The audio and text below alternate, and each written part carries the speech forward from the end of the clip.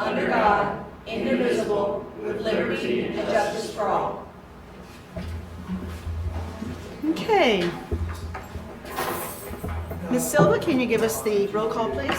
Absolutely. Mayor Rodenroth? Here. Vice Mayor Thompson? Here. Councilman Kussler? And Councilman Lewandowski? Here. Councilman Brown? Not present. Okay, so we have a special guest today, Dr. Joe Saviak. Did I say that correctly? Yes, ma'am. Who is going to give us some ideas and drive or interest in strategic planning. So, welcome. Can I take this? Yes. Thank you. I wanted to just take a moment of personal privilege. I'm sorry I should have asked you, Mayor, first, to introduce Dr. Saviak and kind of help set the stage here. Dr. Saviak's an executive at the heart, public servant, professor, attorney, all those things.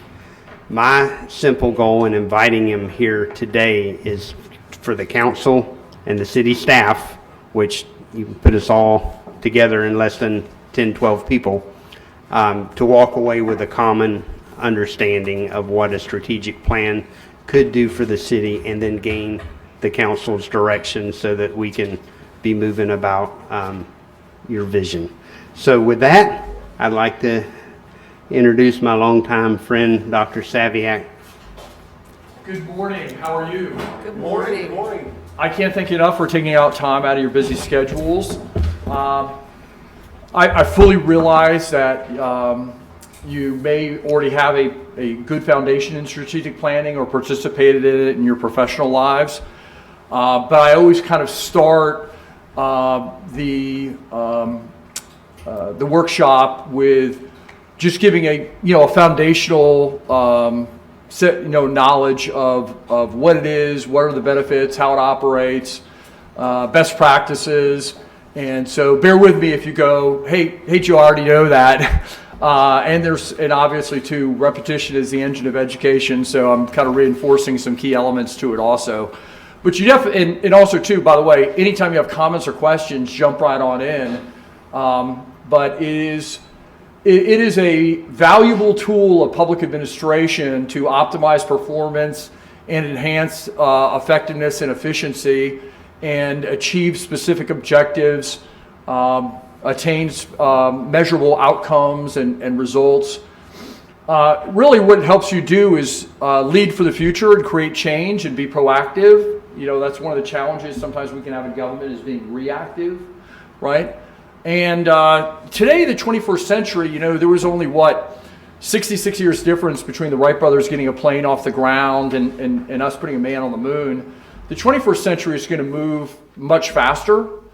And so I think there was a time in government decades ago where government might say, hey, let's just be a force for stability. Let's not try to innovate or adapt or change or proactively lead.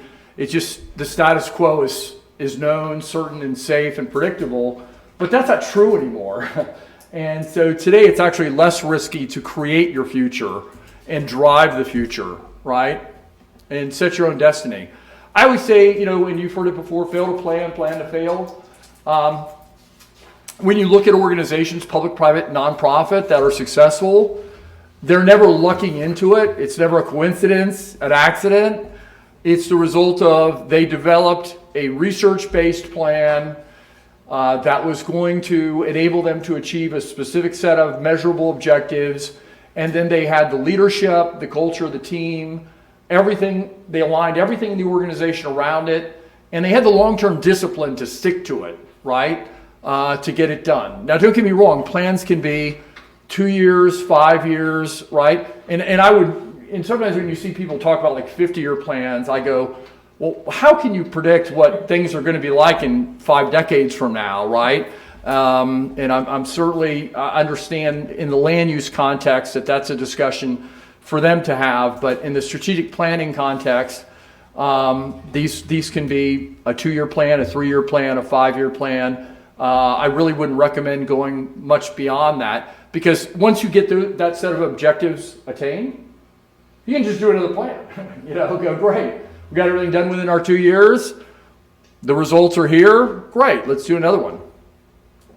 So a good way to think about strategic planning is we're identifying threats and opportunities for the future, and then designing specific plans that will allow us to optimize those opportunities and reduce and mitigate those threats.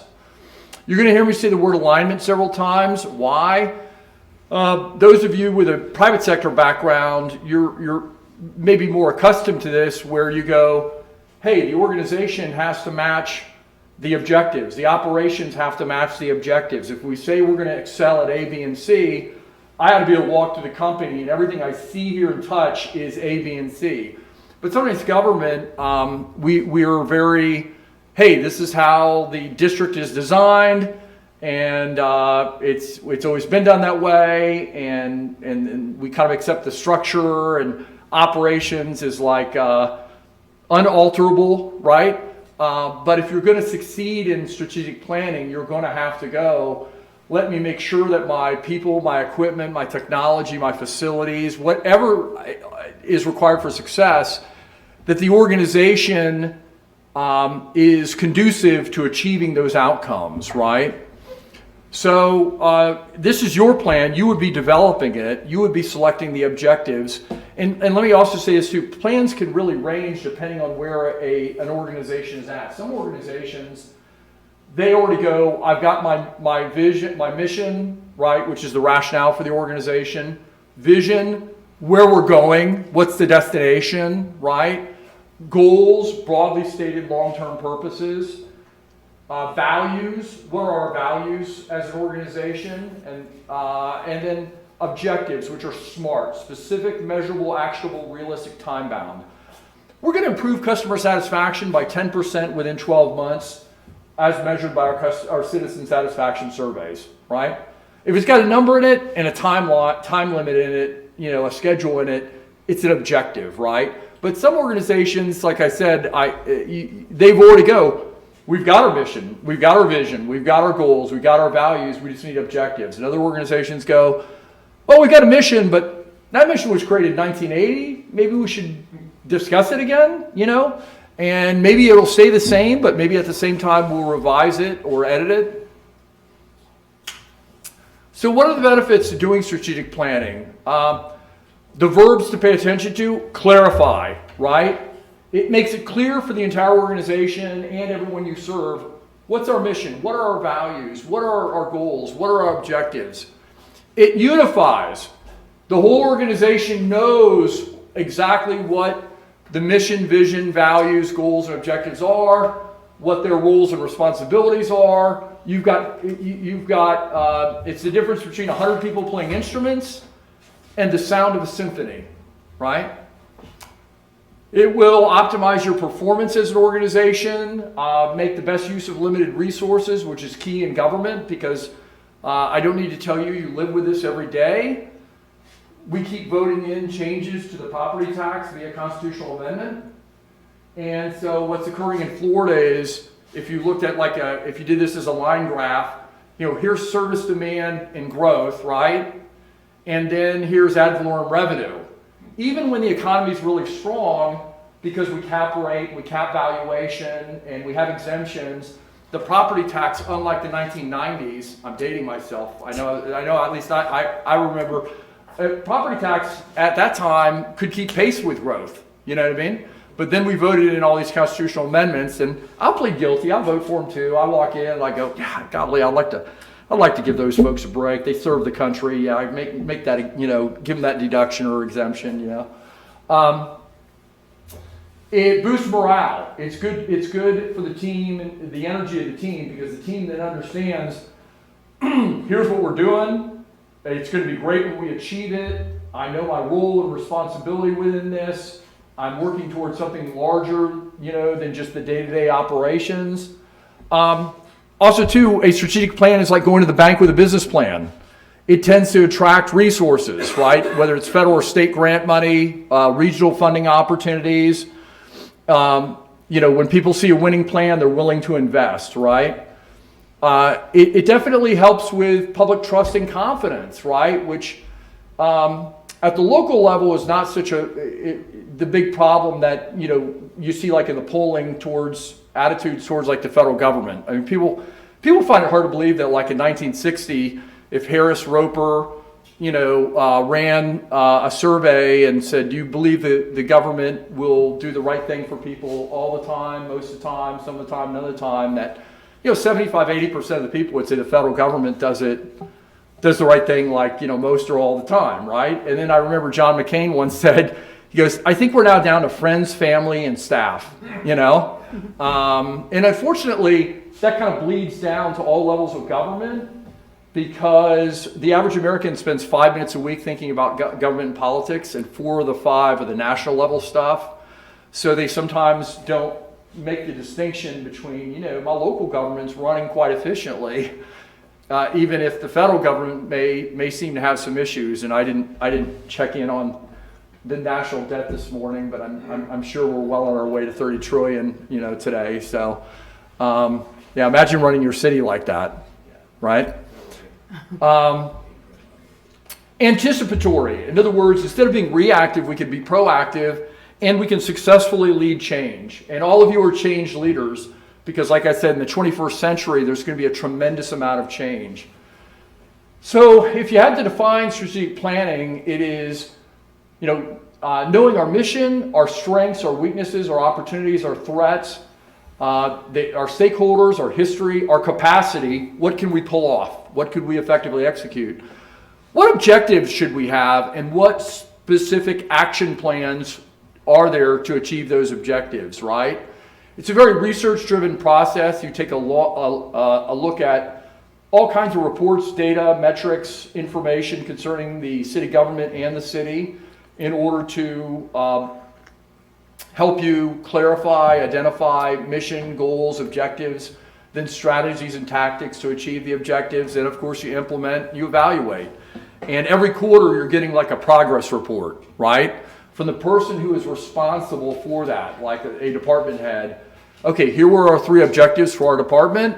Here's the status of each one of them.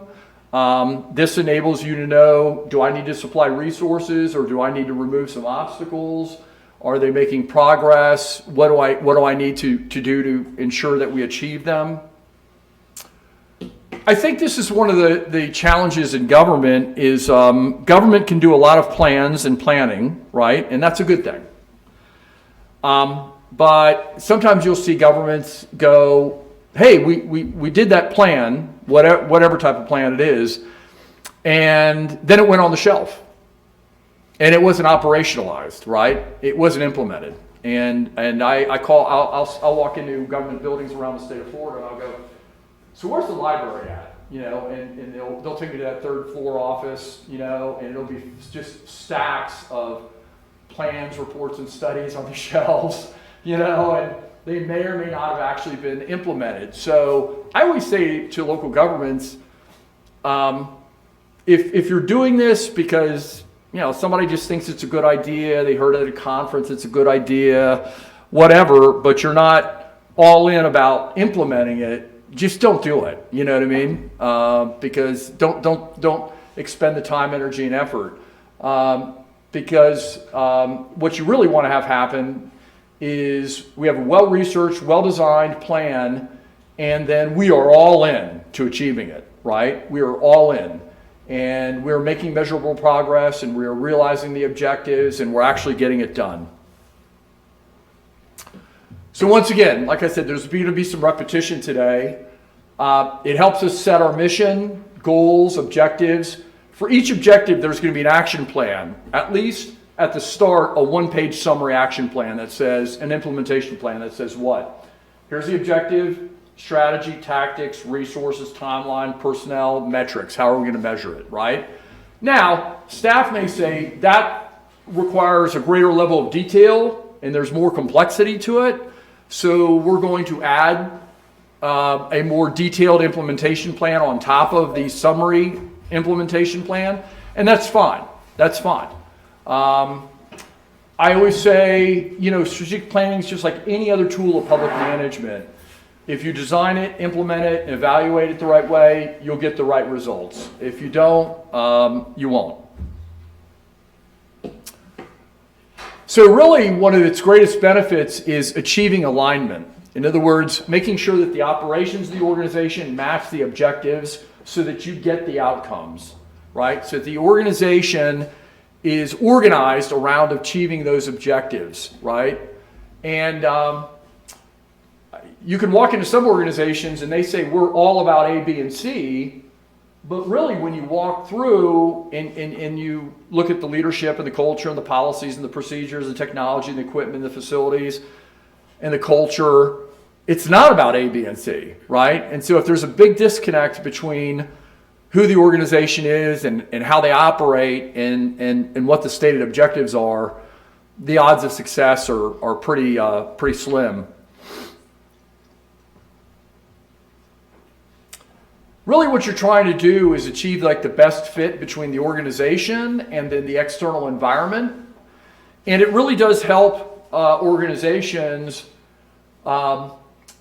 survive, succeed, and thrive for years and decades to come. Now you may say to me, I don't think you get it, Dr. Saviak. We're not going out of business, right? Right? No, we're not. Right. But here's my comeback to that. I knew which organizations weren't going to survive the pandemic as soon as the pandemic hit, because they had the wrong leadership culture and team to adapt and innovate in real time, right? And here's the reality in government now in Florida. People have options. Citizens have choices, right? I don't like life in the county, I can annex into the city. I don't like life in where I'm at, and I'm not in a city and I'm in a county, I can incorporate. And I can incorporate and have 90% of the workforce be non-public employees, like Weston in Broward County or Sandy Springs in Georgia. A majority of Florida's children today will not be in public schools because parents have other choices. In other words, government used to be able to say, well, we're a monopoly, correct? Mm-hmm. But we're not anymore, you know? And people do have choices. And so strategic planning helps you figure out, well, who do I need to be and what do I need to do and not do for the coming years to make sure we're doing exactly what citizens need and want, because like I said, they have options, you know? So it helps you successfully lead change, because all of you are change leaders. Helps you be proactive instead of reactive. I mentioned this earlier. You want a shared sense of mission. In other words, everyone in the organization is on the same sheet of music. They come to work every day going, I know we're here to achieve A, B, and C, and D, and right, go down the list. And they know what the roles and responsibilities are. And there are organizations, by the way, that operate for years without necessarily having a shared sense of mission, without being unified by a clear, consistent mission that's known, understood, and acted upon as intended by everyone in the organization. In fact, I once watched Dr. McAllister at Rollins College conduct an exercise. He brought in, a major corporation, all their executives parked them at terminals and said, okay, what's the mission? What's the vision? What's the values? What's the goals, right? And then when things printed out, because it was in the 90s, so they would go, when it printed out, guess what? He didn't get 20 identical sheets, did he? No. Right. How well do you think the organization is going to be performing if everyone is in the boat and yet rowing furiously in different directions at the same time? So really having that shared sense of mission, and everyone knows, I'm here to do this today. It's all about this. That's what causes organizations to excel, right? It's like, this is probably 25 years ago. Walt Bassells is a good friend. He was the CEO of JEA. And his first day on the job, he came in and he said, we're going to win #1 municipal utility in America. And of course, people kind of looked at him like, really? But then he proceeded to make sure that everything JEA did was about achieving that objective. And within a few years, they actually did win Best Municipal Utility in America, right? So that's kind of a real world example of things that we're talking about. Research is really important. It helps you select which objectives you should pursue and which ones you maybe not. It helps you select, mission, vision, values. Once you know your objective, like my example, we're going to improve customer satisfaction by 10% over 12 months. Then you select a strategy to do that. Then you have tactics to implement the strategy. Then you implement and evaluate. So I'm glad I got Sheriff Miller with me today. I'll give a criminal justice example, right? So let's say your mission was public safety, right? And so you set goals are broadly stated. So you say, well, we want to reduce crime, period. That's a goal. It doesn't have to have a number or percentage in it. The objective would be specific, measurable, actionable, realistic, time bound. I'm going to drop crime by 20% over 36 months, right? Okay, well, that would require strategy. Strategy is how we do it. Strategy is how we win. So it would be, well, there's a small percentage of criminals that are responsible for the vast majority of crime. So I'm going to target them.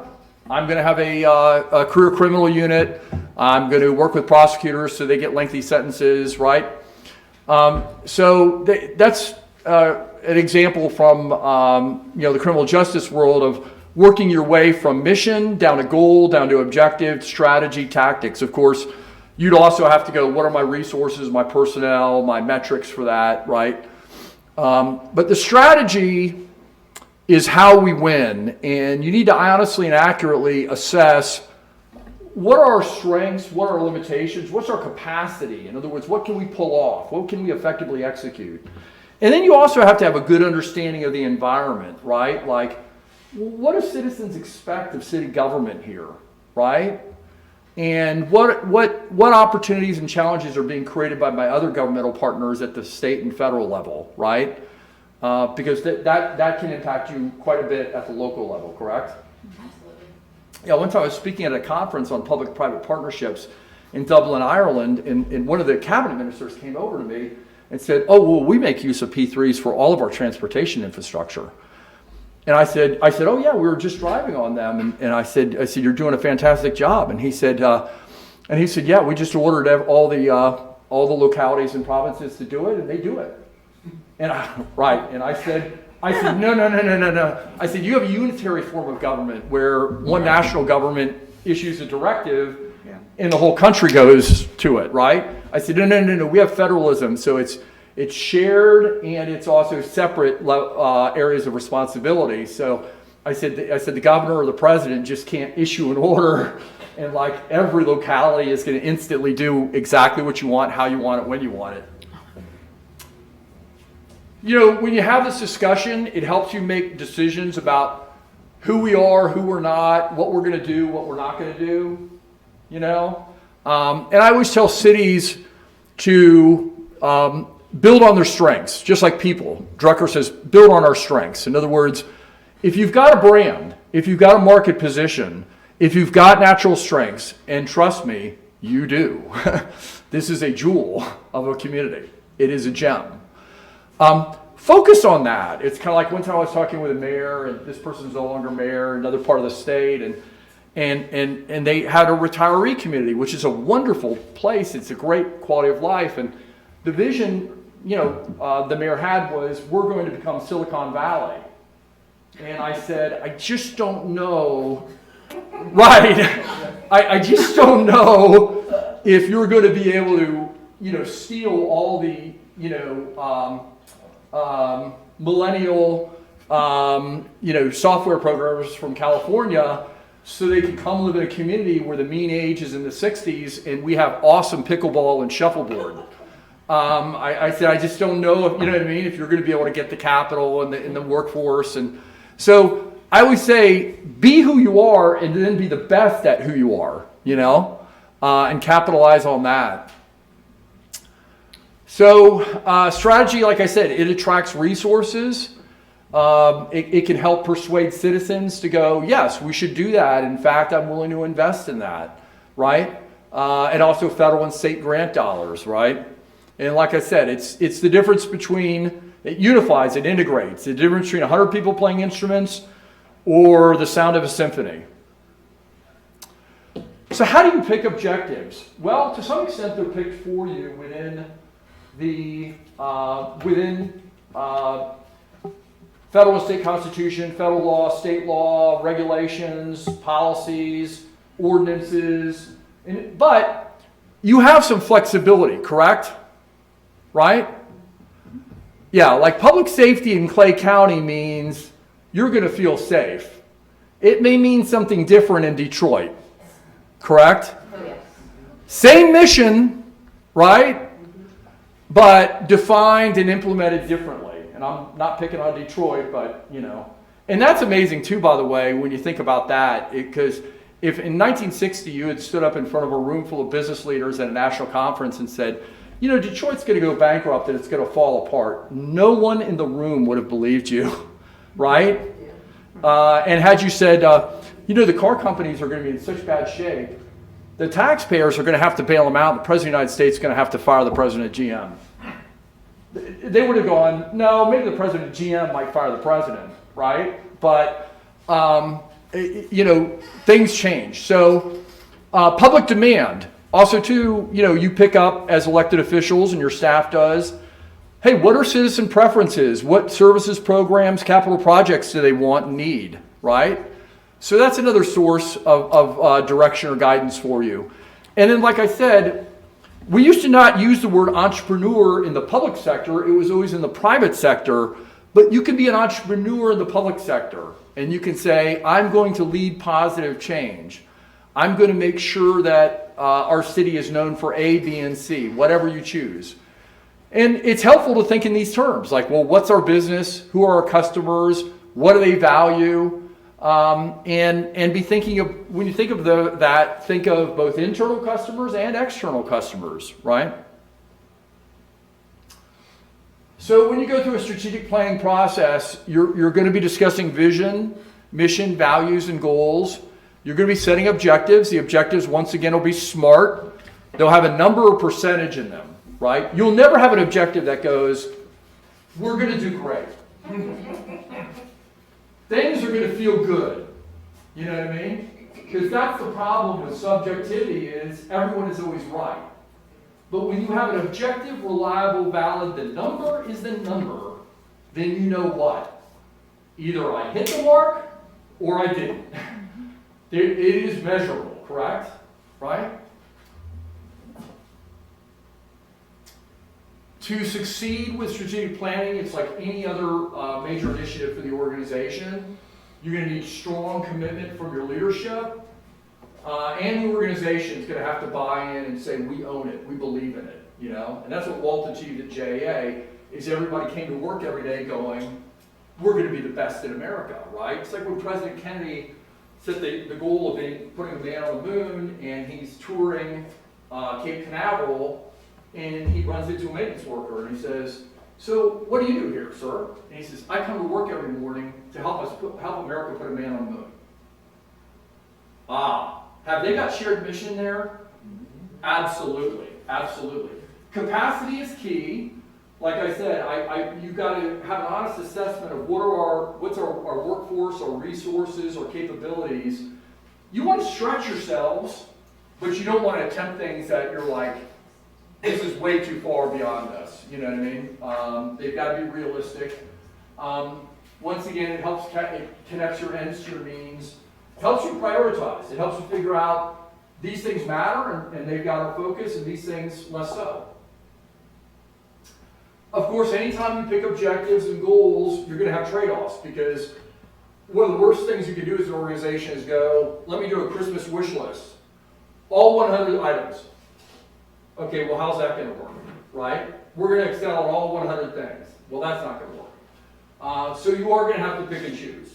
Now, of course, you can do future plans where you put those into those future plans, right? So strategic planning, really, it's the same list of suspects that stop any other positive change or valuable innovation in the organization. when it doesn't work, it's, well, we didn't do any research, right? And we picked objectives that don't bear resemblance to reality, right? We didn't have any leadership, and I'm going to close with a couple of videos about leadership today. We lack the capacity to pull that off. That's way beyond what this organization's resources can achieve. No one really bought in, right? It was a plan, we all clapped, it went on the shelf, nobody read it, nobody implemented it, right? And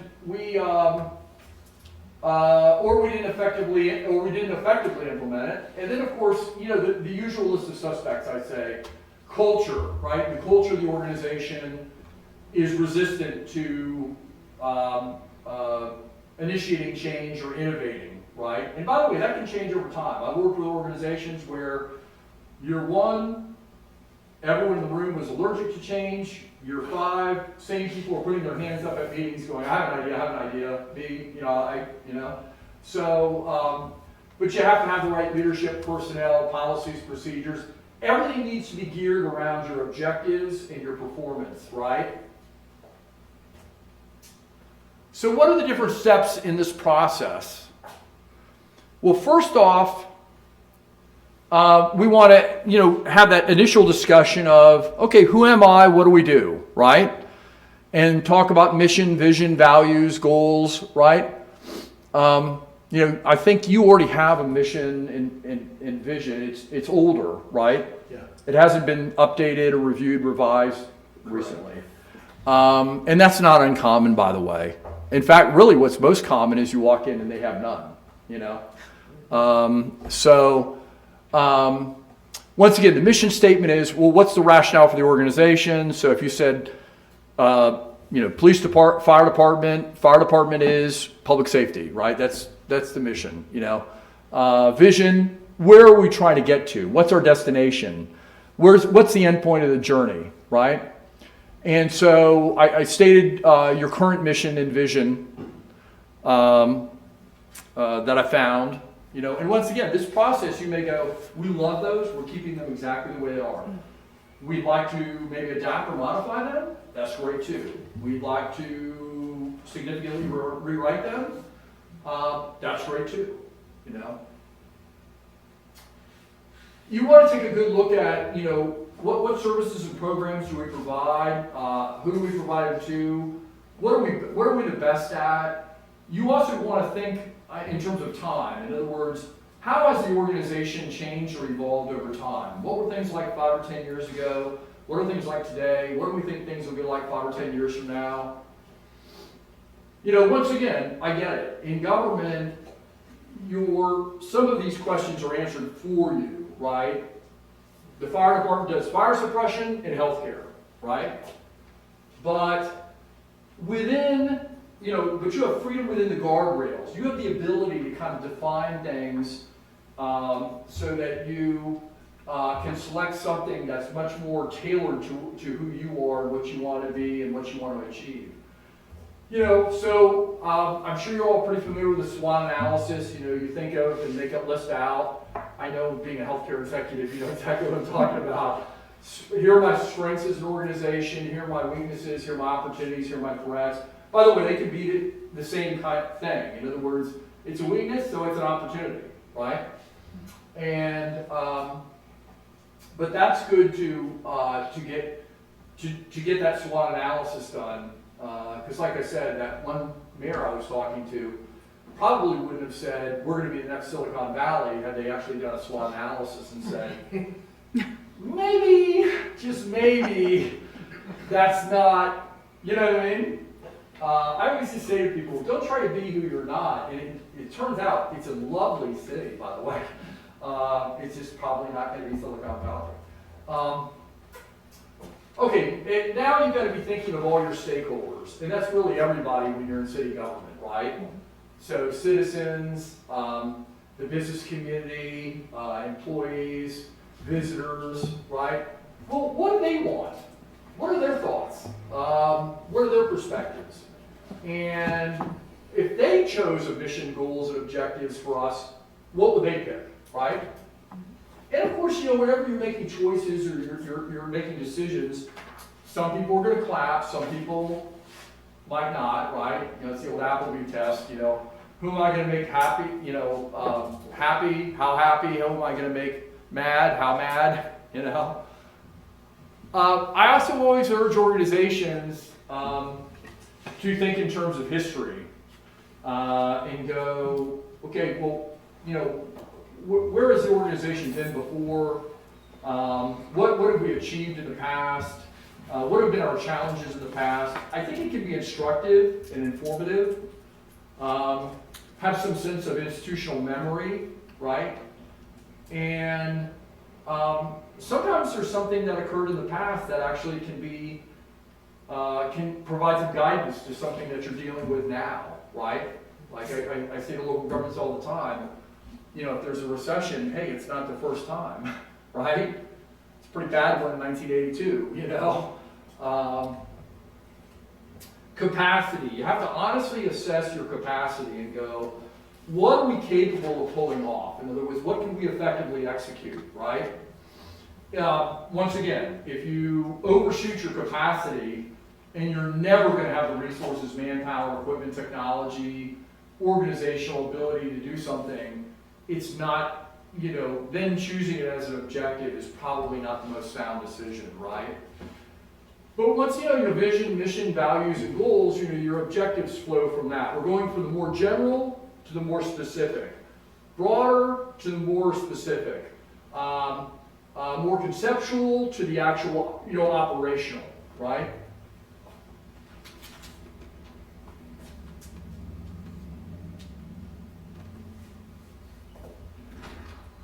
There we go.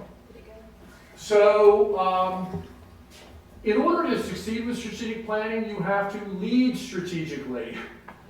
And so you've got to design, implement, and evaluate. In other words, the plan does not self-execute, right? It requires leadership, requires a team, requires the right culture, and it requires an implementation plan for each objective. What's the strategy? What are the tactics? What are the resources? What are the timelines? Personnel, metrics, right?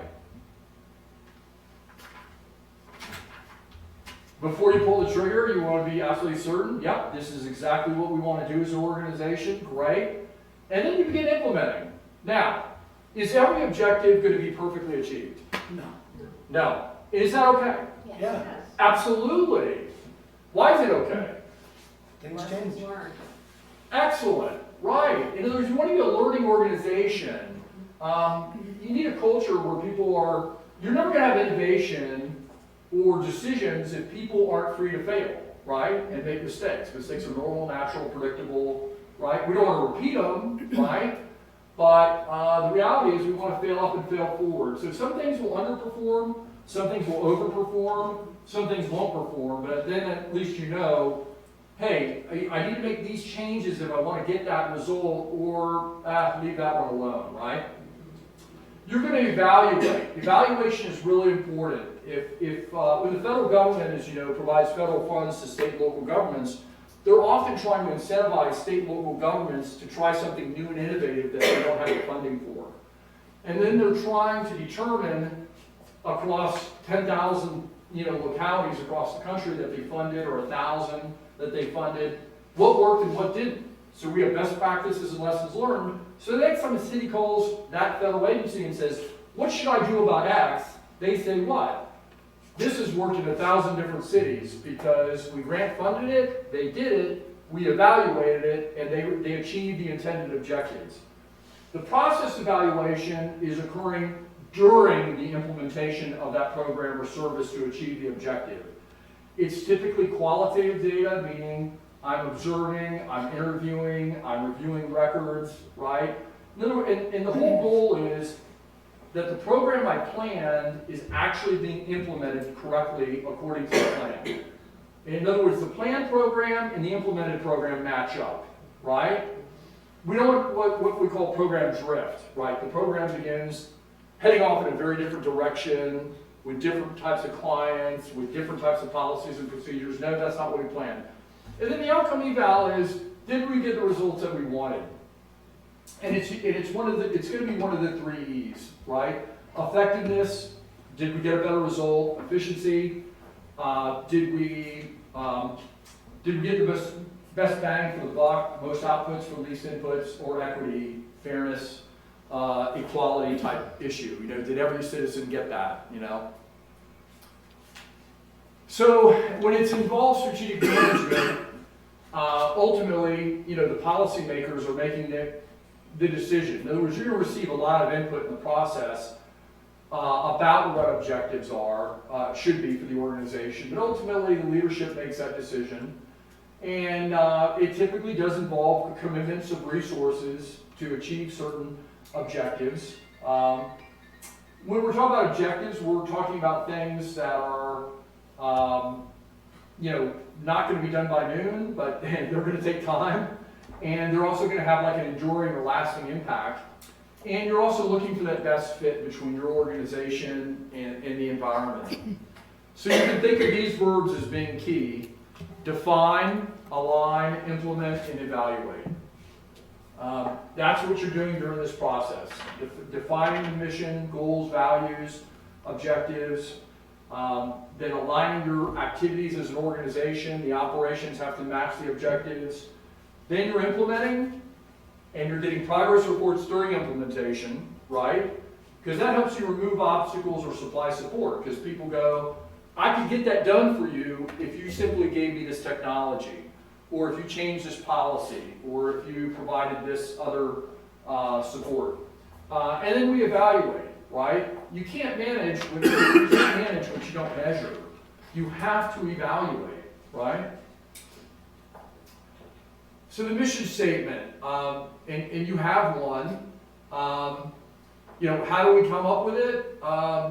It's often by engaging stakeholders internally and externally, and you know, well, what do you think the mission should be, right? And it's also assessing our environment. In other words, what's really a good fit for, in terms of mission for our organization, vis-a-vis the citizens we serve, the organization, and the environment we operate in.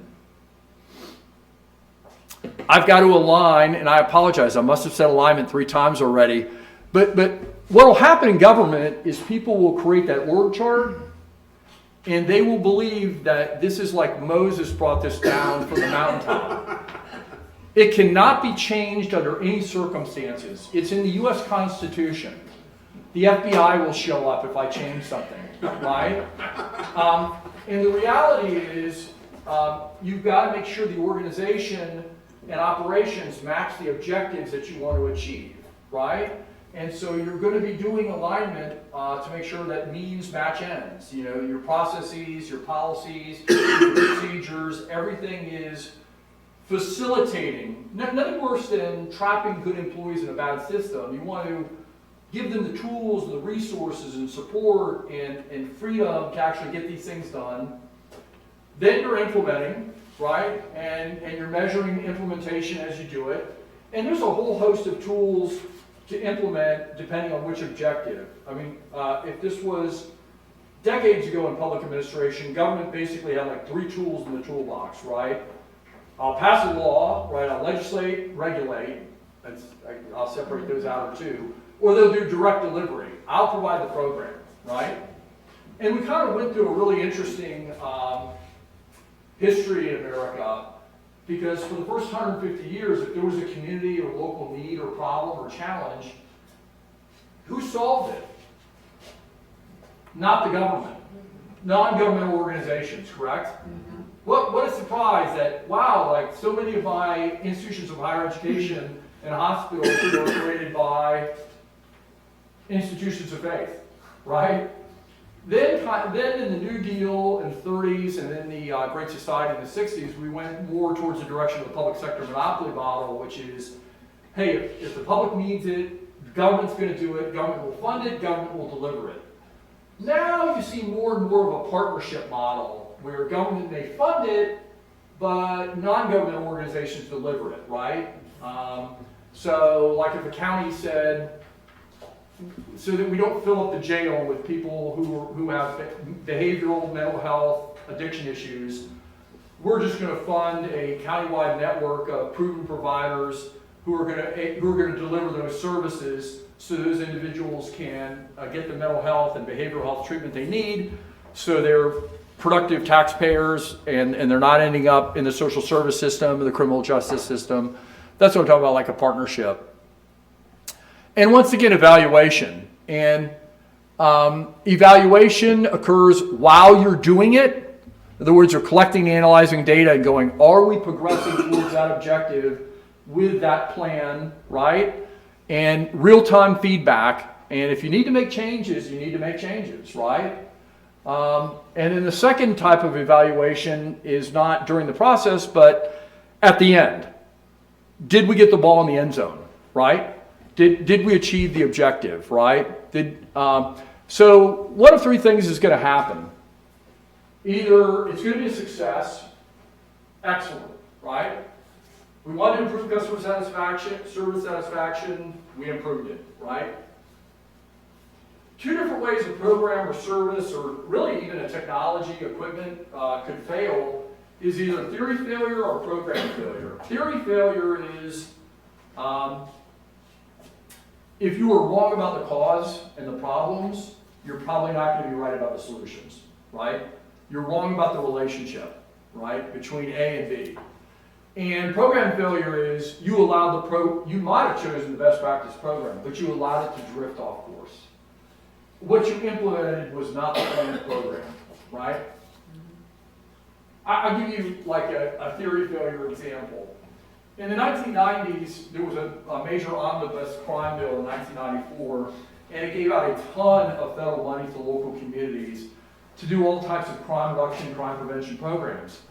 And one of them that they gave out money for was called Midnight Basketball. And it was so for local communities could sponsor midnight basketball, right? And we all know athletics is a positive, productive activity for young people, correct? Unfortunately, when you look at juvenile crime, it tends to occur not at midnight, but during the day, right? In other words, unoccupied residences get burglarized by kids who should be in school, but they're not in school. So the real problem isn't having a basketball game at midnight. The real problem starts with a T. Truancy, correct? So you could skip school, break into homes, go pawn the stuff, get some cash, go home, take a nap, and then go hit the court at midnight, right? And so what happened is we found out, even though it was well intended, it didn't work. It didn't work, right? Although a lot of youth programs do work, this one didn't. So in the federal, but there's value to failure, correct? And then the federal government was able to tell everybody, hey, don't do that. Program failure would be one where, let's say you wanted to, we have a real interest in reducing recidivism or preventing people from being stuck or trapped in the welfare system by ensuring they become employed, correct? And so you have a program that's going to do job training, but that's all the program does, is just job training for specific high demand positions in the regional talent market, correct? But somewhere in the middle of running that program, you go, wouldn't it be a nice idea if we also admitted people who were straight out of prison and they had behavioral health and drug and alcohol issues, and right, but you're a job training program. Now, is it a good idea for them to learn, to get jobs and get jobs? Of course, we all support that. But your program's not equipped to do that. You change your program in the middle of the operation, and that explains why you didn't get the results that you wanted to get. So, what are the challenges in defining outcomes in the public sector?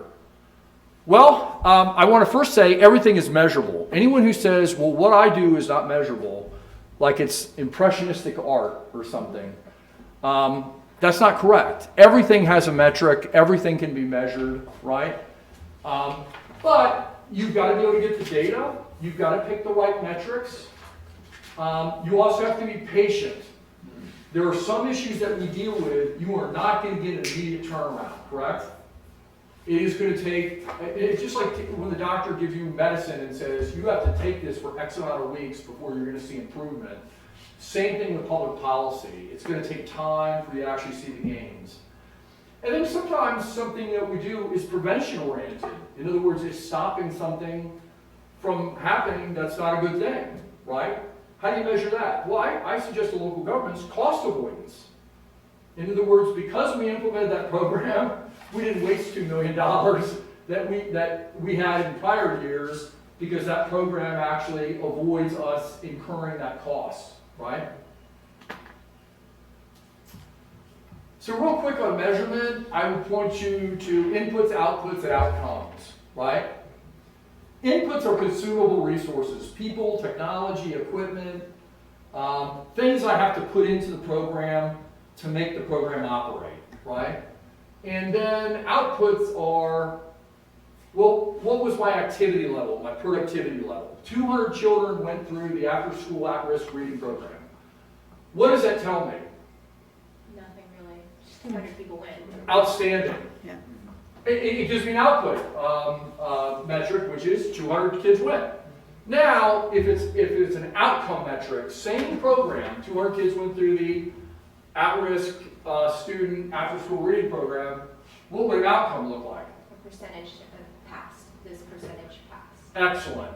I got to jump into percentage who are reading at grade level. Their pre-test results and their post-test results jumped on the post-test results after the program. So you do have to be careful on selecting the right metrics and measures, right? I mentioned this earlier. It's okay for everything not to go perfectly. I think sometimes in government, we do something the private sector doesn't do, or shouldn't do, and that is, well, everything's got to be perfect. If it can't be perfect, I can't take any risks. And you can't be that allergic to risk in the 21st century.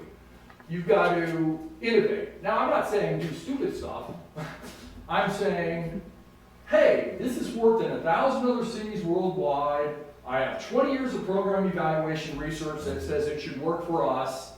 It's a best practice program. They're recommending it at the federal and state level. Risk is low, odds for success pretty high. What should I do? Go for it. I go for it, absolutely.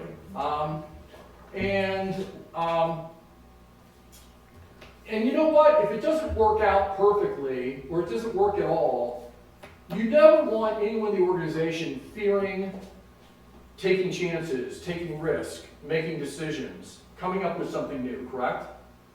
So when Jack Welch was CEO of GE, in the 1980s, today it's popular to buy green, right?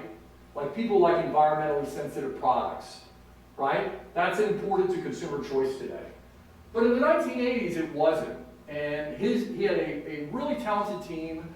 They came up with a product that today would go crazy in sales. And he got behind them and said, let's do it. So it's a winning idea, let's do it. Well, as it turned out, they were ahead of the customers.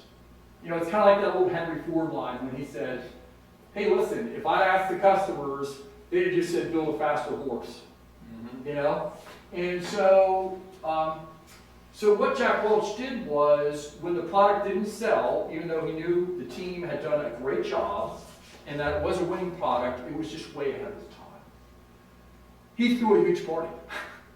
And he recognized them, and he celebrated them, and because he wanted to send a message. What message did he want to send to the organization? Hope. They didn't fail. Keep trying. Hope. Right. Innovation, failure is the price of success. Mistakes are the cost of innovation, correct?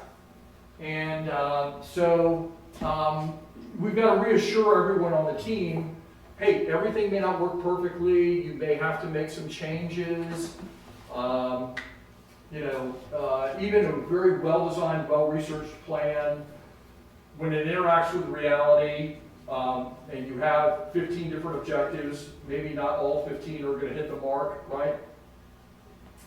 But the whole idea is creating a culture where people go, we innovate here, I'm free to fail, fail up, fail forward.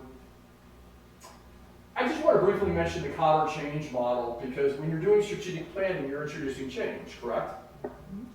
You know, you're aiming for new objectives, right? Well, we know human beings don't typically change unless they feel change needs to occur when? Now. You got it. Immediacy, urgency, right? But if not, we put it off, correct? Great. And you need to have a change coalition. In other words, internally and externally, we've got a team that goes, we believe in what we're doing here, and we're going to get it done, we're going to make it happen. There has to be a compelling vision, right? Like my friend Walt Basells, who said, we're going to be #1 in America. We're going to be on that national stage, and they're going to be handing us that award, right? That exciting, inspiring vision of who we can be. And then a strategy that's effective at actually achieving that, right? How we can do it. Now, on a normal day, when things are all status quo, do you still have to do a lot of communication with the team? Right. How about when you're introducing change? Level of communication goes up? Yeah. Absolutely. And we're wired that way. In other words, neurologically, our brains are like libraries, and whenever we encounter any person, issue, question, we're trying to default to what's already stored up here. So when you're asking somebody to do something new and different or that they haven't experienced before, it actually does create a stress reaction in people. Or like you'll hear kids say in school, wow, I'm doing so much homework, my head hurts, or something like that, you know what I mean? And then there are other reasons too. You know, we all have fear. Well, what if I don't do this well, or the organization worries, you know, but, so I like what Captain Abershoff says in It's Your Ship, excellent book on leadership. He said, keep talking your team through that anxiety, you know what I mean? Keep talking them through the changes so that they stay focused and they can remain confident, they can execute. You're going to have to empower everybody, so you're going to have to say, if there's something in your way, a policy or procedure that we need to modify in order to allow you to achieve that objective, then great, let's do it. Why do we want to get some early wins on the board? Now, some objectives are going to take a year, 2 years, 3 years, but why do we want to score a couple early touchdowns? To build confidence. Success. Excellent. People, when success is visible, then the folks who are already on the change team, they go, yeah, they're even more fired up. The folks who are sitting on the fence now are going, you know what, this is working.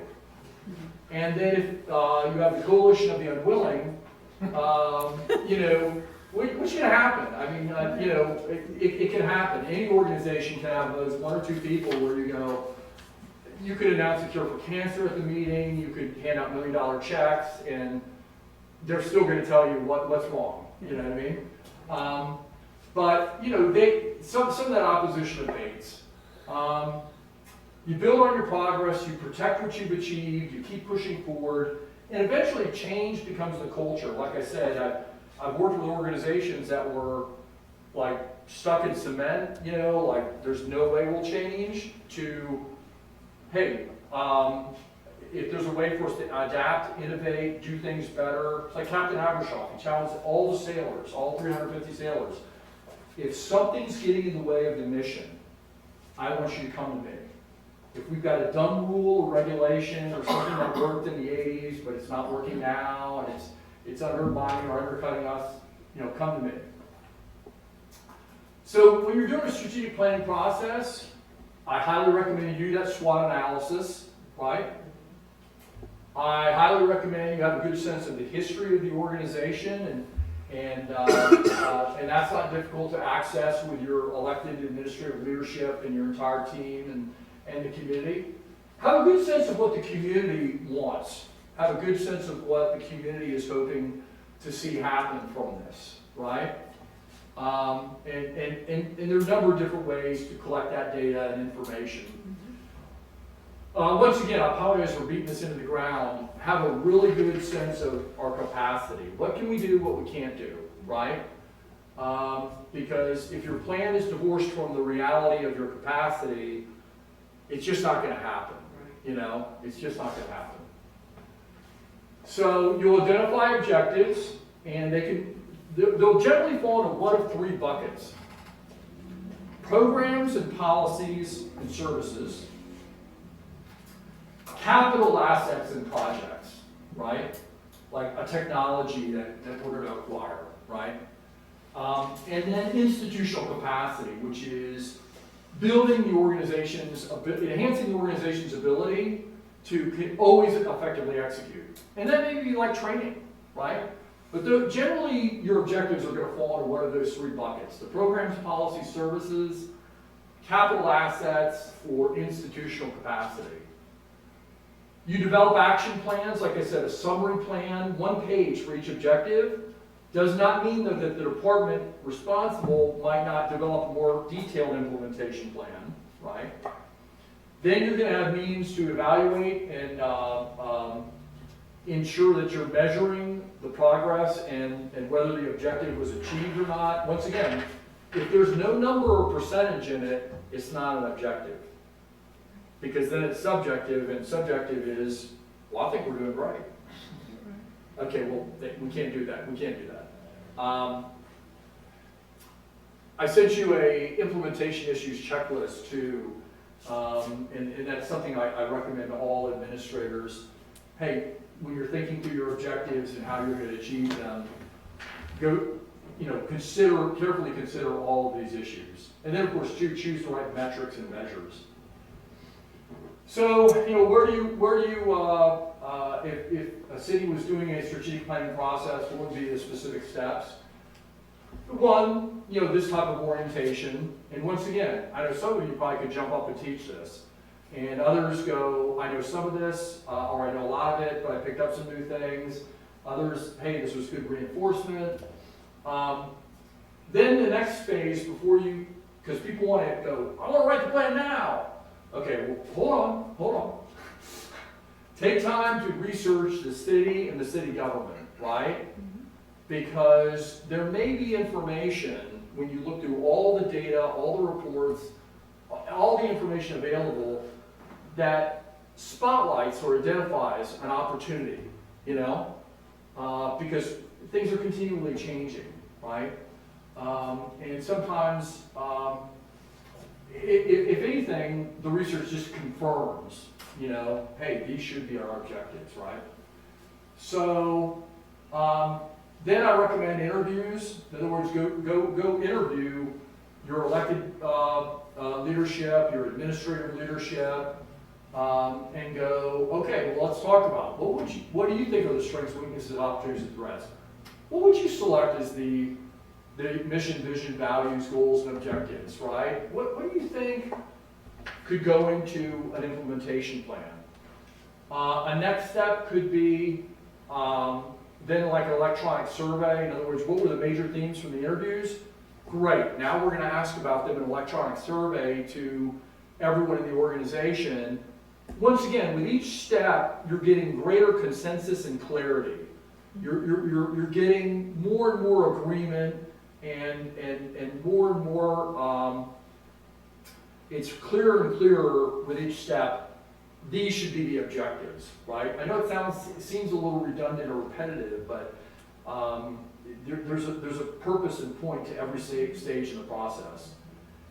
Then you actually have a strategic planning workshop, and instead of being this orientation where it's like a class, your facilitator is going, well, what objectives do you want, right? And what would be the major elements of achieving that objective? And what's really key is that people show up prepared, And so I worked with one city in the region, and the city manager had really coached their council, and literally the mayor opened up and just started calling on each of them, and everybody had their one pager and like their 3 to 5 objectives, and everything you needed to know about that objective. You know what I mean? And it just wrote itself right there, on the flip chart as people are reading that off. Then there's a draft plan review. Then obviously the city council is the final legal authority and policy-making body, and you're making decisions about what you want in the plan, what you don't, and how you want to implement it and evaluate it. And once again, your objectives are key. Selecting the right objectives, and objectives are all SMART. If there's not a number, if there's not a percentage, if there's not a timeline to it, it's not an objective. So when you would participate in interviews, you'd be asked to come to the interviews and go, well, here are my thoughts about mission. Here are my thoughts about our current mission statement. Here are my thoughts about our current vision statement.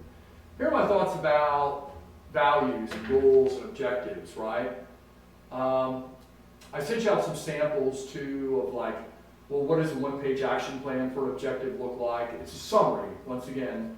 You may have more detailed implementation plans to follow. I shared an example of what a progress report looks like that the county manager or the constitutional officer is getting every quarter from each department. Okay, here's how we're doing on this, here's where we could do better, here's what we need. And so these are all the steps in the process. And here's the bottom line with strategic planning. If the organization goes, we are all in, and we want to do this, and we're going to make this happen, they can see really impressive measurable gains, right? And I know some of you have seen strategic plans in action, right? And so you could get some really impressive results and maybe even some unprecedented outcomes that you couldn't. And that's really what the whole ballgame is about. And so these are all the specific steps that I just mentioned to doing a strategic planning process. All the sources in case you want to do some research or reading about strategic planning. But then I thought I'd show you a couple of videos. They're quick, but one of them shows strategic planning in action, right? Which is the, yeah, it's always the leader. And, hold on just a second. And, So I said to my secretary, hold on just a second. And you'll see how critical alignment is here to the success. But the new manager of the DMV had a very different vision and mission and goals and objectives for the DMV. And I'd like you to see, as you watch the video, see how many different tools he utilized to achieve what he wanted to achieve, right? Which was creating a culture and sustaining a culture of customer service. Thank you very much.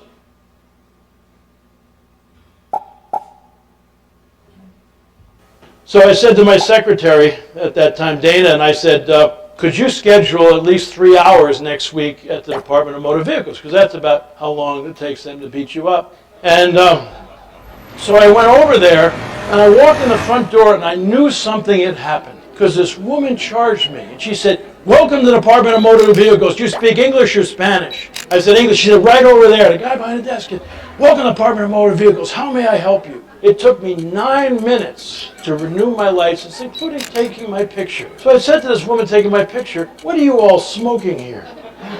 You know, I mean, this isn't the department I used to know and love. And she said, haven't you met the new director? It's always a leader. It's always a leader. It's always a leader. And I said, where is this new director? And they had these, you know, kind of shelves or not, you know, whatever, counters in the front, and then going down the side. They welcomed you here. You took your pictures down here. Out behind the counters, no privacy at all, is the desk. She said, there's the new director. No private office, no nothing. So I went out to meet this guy. And I said, what's your job as the director of the Department of Motor Vehicles? Write this down or put it on your forehead. It's a wonderful definition of a manager. He said, my job is to reorganize the department on a moment-to-moment basis, depending on citizen need. You know what he had done? He had cross-trained everybody in everybody's job, so everybody could take pictures, everybody could run the front desk, including secretaries and bookkeepers in the back of the house, who if there was a run-on by citizens, he said, that's not mission critical, get out here, the citizens out here. Nobody could go to lunch between 11:30 and 2. Why? That's when the citizens are free. And so this guy is really amazing. Now, just to show you how amazing it is, shortly after this, my secretary turned 50, and she decided that she was going to get one of those mopeds or one of those scooter deals, and she's going to pop around Southern California. So she gets this beauty, and she never even thought about a license. You know, she thought car license, you know, moped, you know. No, you got to get a license. So she goes over to the Department of Motor Vehicles. She gives her name to this woman behind the counter. She said, she looks at it, and Dana had never had a ticket in her life. Not one mark on her whole license. And this woman said, that's incredible, your record. And she said, I'm looking at it though, in 3 months, you're supposed to come back to take your written driver's license again. Why don't you take both tests today? Dana said, tests? I didn't know I was supposed to take a test. And she's panicked. I don't know if they were teaching these people human relations, but this woman reached across the counter, patted her hand. Oh, Dana, with your driving record, I'm sure you can pass this test. And besides, if you don't, you can always come back. So I want to tell you, one of the interesting things, before I tell you what happened, is I recognize some of the people in this place, and they were people who used to beat citizens up. And now they're cheering them on. What do you think the difference is? Leadership. I wanted to just briefly discuss this before we take a look at the second video. So what tools were utilized to affect strategic and cultural change there? It's all about knowing your customer. Excellent. Focus on that and change perception. Excellent. And employee buy-in. Yes. Yes. Yeah, the employees became And it's cheerleaders. execution. Yeah, and he paid very close attention to what? Their process Yes. and the execution. And be the customer. Yeah. And reenact the customer experience. Right. And now focus on how do you fix those issues. Right, and what did right? So what did he do with like the daily schedule? Totally fixed it. Yeah, because Changed customers it are up. going to surge during lunchtime. Right. Correct. Right. When they get off work, they have lunch, their own lunches. They come to the Right. DMV. Right, and we And the want to cross training was extremely important. right, and the excellent point. And we want to make this as easy, efficient, customer friendly for them as possible. Any other changes? I think you all got them all. Well, act like you like what you're doing. Be sensitive. Mm-hmm. You know, have empathy. Empathy. I love that word. Yeah, and so I'll just share, in case anybody ever says, well, the public sector can't do what they have in the video. Well, we've already done that. In other words, when I was 16 and I got my driver's license in South Florida, I mean, it was an all-day experience. There were very long lines. When you went to get your picture taken, she had a sign up over the camera that said, if you want a better picture, bring a better face. And customer service was the last thing on their mind. Customer service was the last thing on their mind, right? Customer service was not it, right? Because they go, we're the monopoly, and that's it, you know? But then Dennis Hollingsworth, St. Johns County tax collector, said, I want to take over that function from the state, and now the tax collectors, you know, handle that function. And I know I'm repeating what you all have experienced too. And first time Carol and I showed up to get new DLs, you know, almost 2 decades ago at St. John's.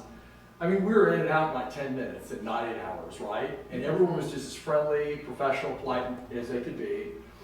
And instead of the sign about, you know, bring a better face, do you know they actually will go, here, let me show you your picture. Do you like it? Would you like me to take another?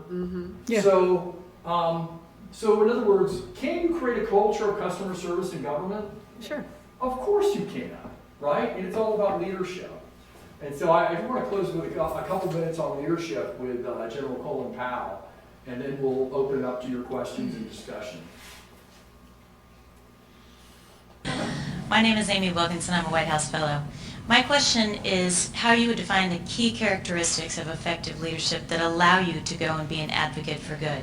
Trust. The longer I have been in public service and the more people have asked me about leadership over the years, leadership ultimately comes down to creating conditions of trust within an organization. Good leaders are people who are trusted by followers. Leaders take organizations past the level that the science of management says is possible.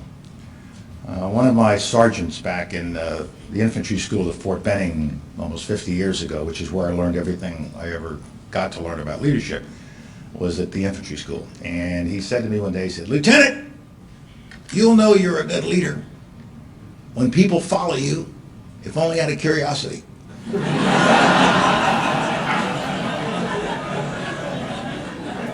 I've never had a better definition, because what he was saying, and I've seen it, experienced in my life so many times. What he was saying is they trust you, And you have built up that trust. How did you do it? Clear mission and statement, selfless service. People look to you and they trust you because you're serving selflessly as the leader, not self-serving, selflessly. And that you prepare the followers, you train them, you give them what they need to get the job done. Don't give them a job if you're not going to give them the resources, and that you're prepared to take the risks with them. And so they would teach us at the infantry school, no matter how cold it is, Lieutenant, you must never look cold. No matter hungry you all are, Lieutenant, you must never appear hungry. No matter how terrified you are, Lieutenant, you must never look terrified. Because if you are scared, terrified, hungry, and cold, they will be scared, terrified, hungry, and cold. I've gotten away with that many, many times in the course of my career by being scared to death, cold, and wanting to go to sleep. But no, let's go. Let's keep going. Let's go around this corner, if only out of curiosity. And they'll follow you into the darkest night, down the deepest valley, up the highest hill, if they trust you. So the essence of leadership is about doing all that the science of management says you can with resources, but then taking it that extra step and giving it that spark. And that spark comes from getting people to trust you so that they will follow you, if only out of curiosity. Thank you. Thank you very much for all your assistance during the presentation. So I'd love to open it up for questions and In comments. my own leadership philosophy, there are And, 4 key points that I and- try to. Can't thank you all enough for the participation and the enthusiasm you have for the subject. And I think this is a great way to go about it, which is, well, let's just workshop it and hear what it is and how it works and what are the benefits and is that something we want to do or not do, and if so, how we're going to do it, that kind of thing. So very good to have good process typically leads to good policy and better outcomes. I have a really good analogy for the process part of it and planning and processes with the Clay County Fair. I have been to the Clay County Fair this year, and I haven't been in years, honestly, but I went this year, and I've read comments on Facebook about the parking and the traffic issues at the Clay County Fair last year. I mean, everybody was saying, I stayed in traffic for 2 hours to park on the fairgrounds. I never got there. I turned around and went home. Well, this year I went to the Clay County Fair, and it took less than, and there was a process that was, they learned lessons from the first time they enlarged the fair and made it a big deal and brought big names to sing. And so they were expecting a bigger crowd. Well, this year, it took less than 10 minutes to get on the fairgrounds, in the fairgrounds parking lot. It was packed. And it was packed, but they had the resources, the people on the golf carts. They had everything. It was like a well-oiled machine when you got on that fairgrounds. Wow. You weren't hardly out of your car when you were being, escorted on a golf cart up to the main gate to get in. So it was an amazing time. And there was plenty of security. I mean, it was manned to the teeth. I never felt safer and never had a better time because they improved that process over the last couple of years. And now it's like working like clockwork. And you could tell all the workers that picked everybody up were so excited about how well everything was working. Everybody was smiling. Everybody was happy, as a fair should be, Wow. It should make people. So I was thinking about that the whole presentation, and thank you. Really good real world success story. Yes. Yeah. And it's right in front of your face. Yep. Excellent. Yeah. Excellent. So thank you so much for coming today and sharing with us your extensive knowledge. I also want to thank the people who have attended. Barbara from Keystone Heights Insurance, thank you for being here. I'm Diane. You're Diane. Okay. Oh, I'm sorry. From Bradford Oh, County? you're from Bradford? Oh, welcome. Okay. Yeah. That makes more sense. Mm-hmm. Okay. Yeah.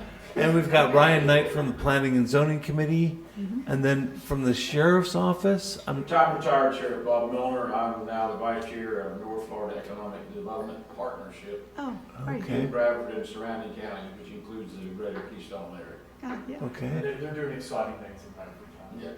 Yeah. yeah. And Dr. Tom James, University of Oklahoma, Vivian from Solo, and Scott, right, from Solo? Correct, Scott Slater. Nice to Thank have you so much for being here and being part of this. You know, Joe, one of the interesting things that Ms. Thompson brought up, I was at a luncheon 2 weeks ago that Tasha had on the Fair Manor. I'm also stupidly the president of Bradford Fair. But anyway, and you're right in all of your assessment of what they did. And when you talk with Michelle or Sheriff Cook and all, you'll find out what all they did. But the interesting thing is they have 2,000 volunteers. Yes, yes. 2,000, none of which are paid. Right. So all those happy folks driving those 10-person golf carts, and they rented 30 of them, I think.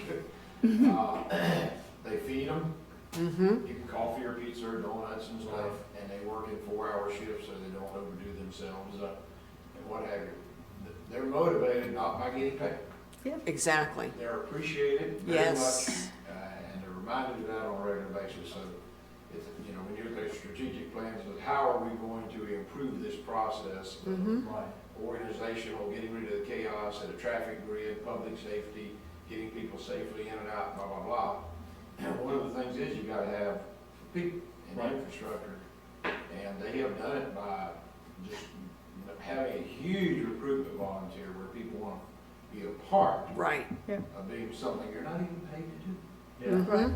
Yeah, government today is making excellent use of volunteers, and we all can give different examples. That's a really good success story.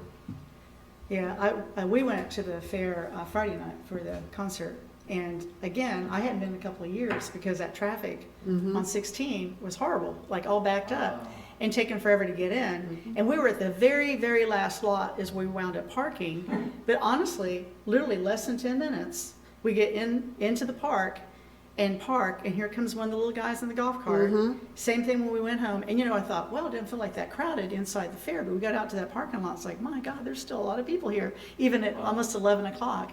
So without a doubt, they totally identified the needs and fixed it, fixed it immediately.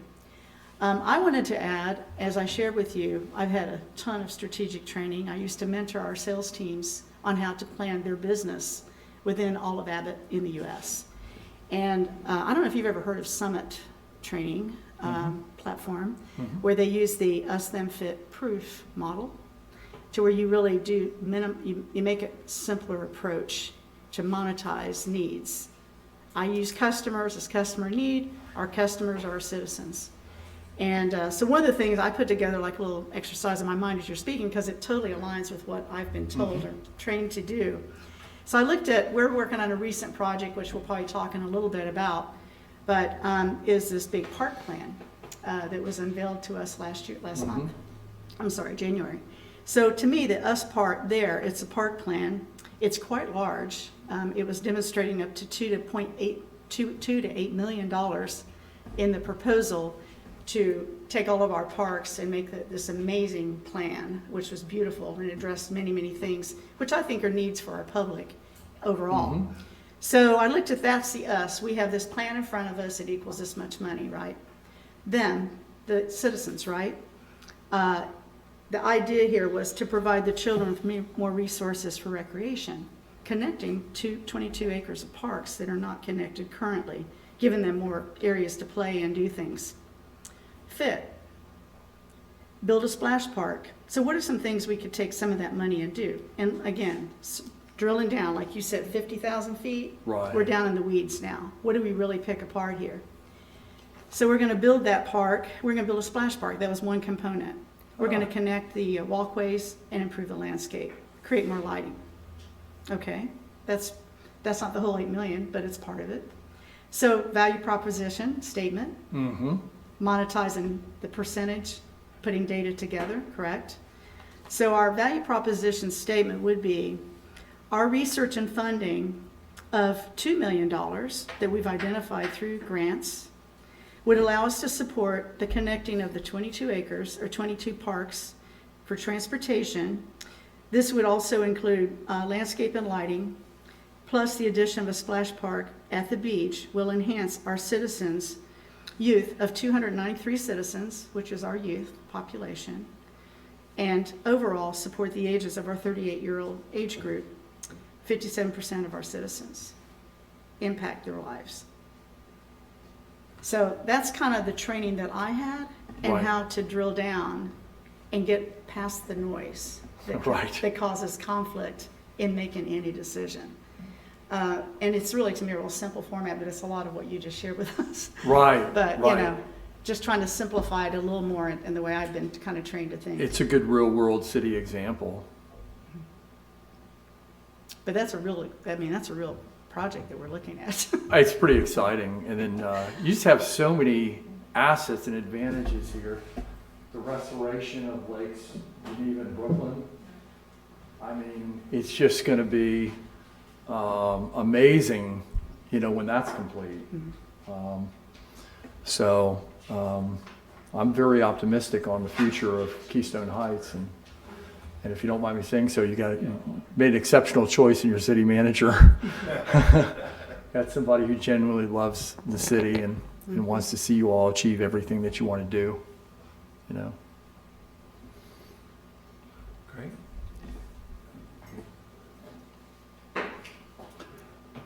So what's next? That was it. Today was really just, and I think your city manager made a wise, sound decision, was just, hey, why don't you come in, provide a briefing, an informational type workshop, and then, you know, the council can figure out, you know, knowing that and drawing upon your own experience and expertise and knowledge, what you want to do or not do, you know, in terms of strategic planning and go from there, you know. But the city certainly has some amazing opportunities. I didn't know about that master parks plan. We have a lot That coming is- up. We have We fair have amount. so much coming up. Yeah. Wow. We probably have 4 major projects that we're looking at right now. All those capital projects at one time? Pretty Wow. much, yeah. Wow. Well, we have to figure that out, We have to Right. figure how out they're the going to be progress. implemented. We're, you know, that's what we're We doing need this somebody for. who knows how to write You grants. got a team here that dreams big and no shortage of vision, you know? Well- That's true. And then you've got citizens And we who got are these very, folks here very too. so- committed and Yes. engaged to making this community the absolute best that it can be, you know? So, thank you very much. Oh, If I could, yes, ma'am.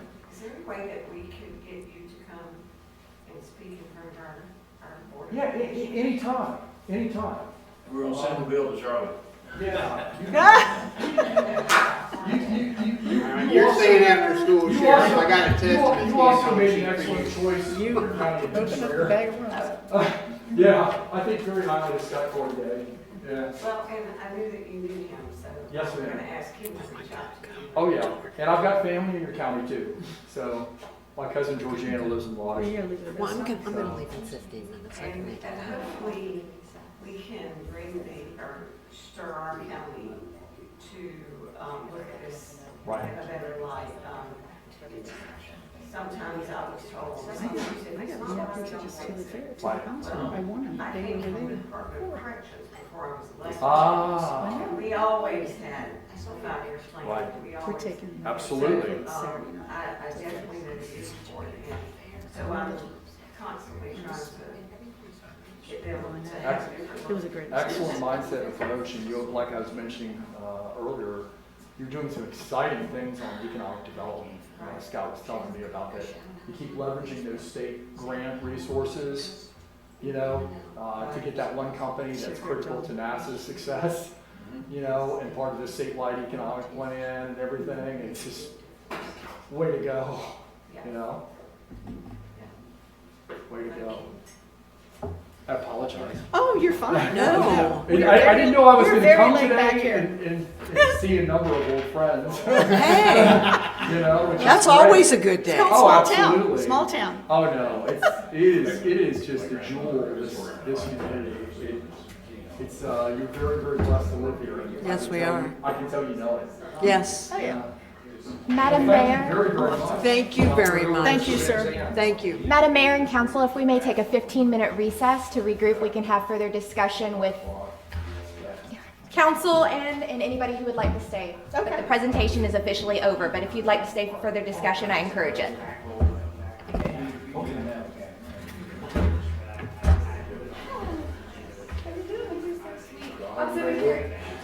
Nice seeing you, sir. So you're with the, which committee, economic cooperation? We used to have Bradford County Development. We were one of the 9 special districts, albeit very small in context.